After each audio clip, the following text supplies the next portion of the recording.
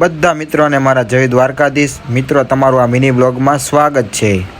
તો અત્યારે અમે સાડવદર જઈ રહ્યા છીએ, તો ચાલો જઈએ.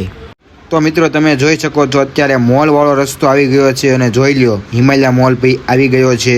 તો મિત્રો, અમને ઇલેક્ટ્રિક બસ જોવા મળી ગઈ છે અને જે લોકોએ આ બસની અંદર સવારી કરી હોય તે જરૂરથી એક કોમેન્ટ કરશે.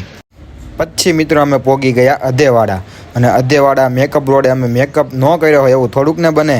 પછી અમે મેકઅપ કરીને આગળ નીકળી ગયા અને જે લોકોએ આ રોડેથી મેકઅપ કર્યો હોય તે જરૂરથી એક કોમેન્ટ કરશે.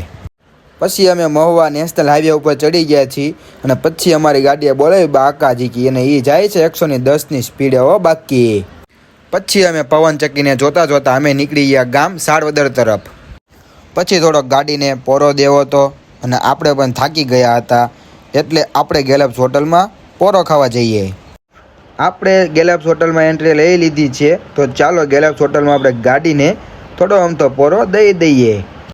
પછી તો મેં મારો આઈફોન લઈને કાચ સામું જોઈને એક ફોટો પાડી લીધો. તો મિત્રો, અહીંયા આપણા મિની બ્લોગને અંત આપશું. પાર્ટ 1 પાર્ટ 2 જોવા માટે ફોલો કરવાનું ભૂલશો નહીં. તો મિત્રો, બાય બાય.